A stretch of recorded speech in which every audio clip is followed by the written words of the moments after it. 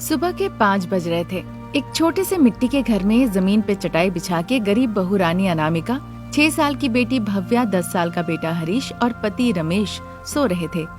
अनामिका के सर के पास रखा हुआ अलार्म घड़ी बज उठता है। अनामिका की नींद खुल जाती है। अनामिका उठ के आंगन में सो रही सासू माँ शारदा को आकर जगाती है। क्या हुआ बहू, 5 बज गए हैं क्या? हाँ माँ जी, 5 बज गए हैं। मैं काम के लिए अनुजा देवी के घर जा रही हूँ। आज से बच्चों की गर्मियों की छुट्टी हो गई है। वो अभी सो रहे हैं। जब तक सोना चाहे उन्हें सोने दीजिएगा। ऐसा कहकर अनामिका वहाँ से चली जाती है। चलते चलते वो आधे घंटे के अंदर ही अनुजा देवी के घर पहुँच जाती है और दरवाजा खटखटाती है। थोड़ी देर में अनुजा देवी आके दरवाजा खोलती है। उसे देखकर अनामिका, मालकिन नमस्कार, थोड़ा मिर्च पाउडर, आओ आओ, ऐसा कहती है। तब तक अनामिका अंदर आती है। अनामिका, मैं और तुम्हारे चाचा वॉकिंग के लिए जा रहे हैं। तुम्हें जो जो घर का काम करना है सब कर लेना। ठीक है मालकिन। ऐसा कहकर अनामिका वहाँ से चली जाती है और अनुजा देवी अपने पति रमन के साथ वॉकिंग के लिए निकल जाती है। वहाँ अनामिका घर का काम खत्म करके फिर खाना पकाती है। अनुजा और रमन के घर में जो भी रात का बचा हुआ चावल, सब्जी, पापड़ होता था, वो अनामिका अपने घर ले आती थी। वही पूरा परिवार पेट भर के खाते थे। ऐसे ही दिन निकल रहा था। तेज गर्मी की वजह से हरीश और भव्या घर के अंदर रह नहीं पा रहे थे। उन्हें बहुत दिक्कत हो रही थी, जिस वजह से उन्हें बहुत पसीना हो रहा था और दोनों बहुत रो रहे थे। और ये सब देखकर अनामिका को बहुत बुरा लग रहा था। गर्मी सहन नहीं कर पाने की वजह से बच्चे बहुत तकलीफ में हैं। मुझे पता है, पर सहना तो पड़ेगा। आखिर में गरीब जो ठहरे। बहू, अपने साथी ने भी अनुजा देवी के घर ले जाया करो। वहाँ ठंडा रहता है और तुम वहाँ काफी देर रहती भी हो। बच्चे बदमाशी नहीं करके वहाँ एक जगह चुपचाप बैठे रहेंगे। बैठे रहेंगे माँ। हाँ माँ, हमें अपने साथ ले चलो ना। अब चूँकि बच्चे जिद करने लगे और गर्मी से बचाने का उनके पास और कोई चारा भी नहीं था, इसीलिए अनामिका अपने साथ अनुजा देवी के घर उन्हें ले गई। वहाँ घर के साथ साथ किचन में भी बहुत ठंडक थी, इसीलिए हरीश और भव्या भी बहुत खुश थे। माँ, ये मैडम का घर इतना ठंडा है, ऐसा क्या वजह हो सकती है? हरीश के इस तरह से पूछने पर अनामिका उसे एसी वाला कमरा दिखाती है। बेटा हरीश, इसे एसी कहते हैं। इससे कमरा ठंडा होता है, इसके लिए बिजली लगती है, ऐसा मैडम ने कहा है। ये घर बहुत ठंडा है।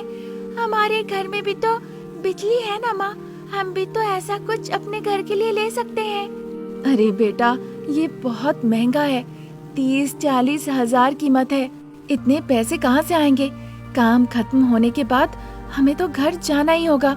वही हमारी जिंदगी है, ये सब हमारे लिए नहीं है। अच्छा ठीक है माँ, तुम तब तक काम खत्म कर लो, मैं और बहन कुछ देर खेलते हैं। ऐसा कहकर हरीश और भव्या किचन से हॉल के तरफ चले जाते हैं। अनामिका खाना पकाने लगती है। उधर हरीश और भव्या चोर पुलिस खेलने लगते हैं। भव्या हरीश को पकड़ने की कोशिश करने लगती है और हरीश भागने लगता है। इस दौरान उस घर के कुछ महंगे सामान गिर के टूट जाते हैं। आवाज सुन के अनुजा अपने बेडरूम से और अनामिका किचन से दोनों हड़बड़ा के देखने के लिए आती है। हरीश और भव्या बहुत डर जाते हैं। छोटी छोटी तड़पती मछलियाँ और टूटे सामानों को वो देखने लगते हैं। अरे बच्चे, ये तुमने क्या कर दिया? इस तरह से गुस्से से आगे बढ़ के आती है अनुजा देवी। अनुजा देवी को गुस्सा करते देख अनामिका बहुत घबरा जाती है। अनुजा देवी को बहुत गुस्सा आता है और बच्चों को वो डांटती भी है और बहुत पिटाई लगाती है। मालकिन, मैं हाथ जोड़ती हूँ, बच्चों को कुछ नहीं पता। आप इस तरह से मारेंगे तो वो बर्दाश्त नहीं कर पाएंगे। आप कहें तो मरते दम तक मैं यहाँ पे काम कर लूंगी। इस तरह से विनती करने पर अनुजा देवी बच्चों को छोड़ देती है। अनामिका अपने बच्चे, जिनके गालों पे उंगलियों के निशान पड़ चुके थे, रोते रोते उन्हें अपने साथ लेकर वो घर लौट आती है।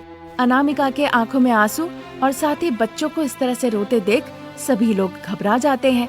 अनामिका, शारदा, प्रसाद, रमेश को अनुजा देवी के घर में जो कुछ भी हुआ सब कुछ खुल के बताती है।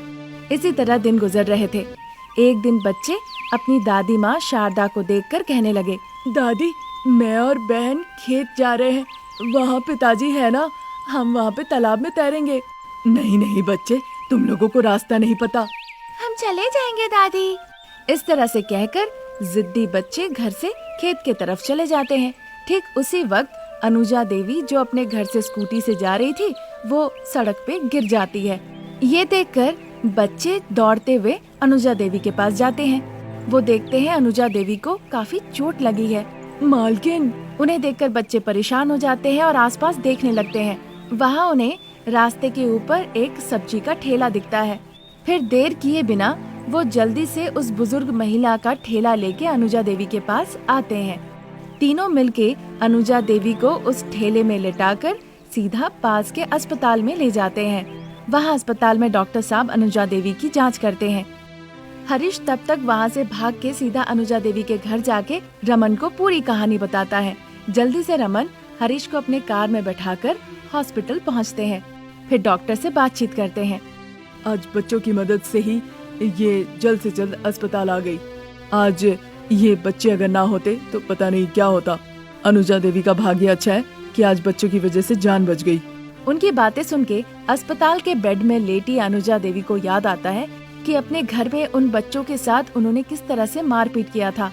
फिर 2 दिनों के बाद अनुजा देवी अपनी कार से अनामिका के घर में जाती है और एक एसी बच्चों को देती है। बच्चे, ये एसी तुम लोगों के लिए है।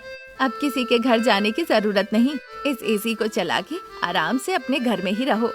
अनामिका के बार बार मना करने पे भी अनुजा देवी बिना कुछ सुने वहाँ से चली जाती है। उसी मिट्टी के घर में अनामिका एसी लगाती है। एक तरफ वो खाना पकाती है और दूसरे तरफ शारदा, प्रसाद, बच्चे बैठकर खाना खाते हैं। जब से उस घर में एसी लगा, बच्चे यही कहने लगे कि अब ये एसी किचन है, एसी बेडरूम है और एसी डाइनिंग रूम भी है। और उनकी ये बात सुन के सभी लोग जोर जोर से हंसने लगे। तो आज की कहानी यहीं तक। नई कहानी लेके जल्द हाजिर होंगे। तब तक के लिए नमस्कार।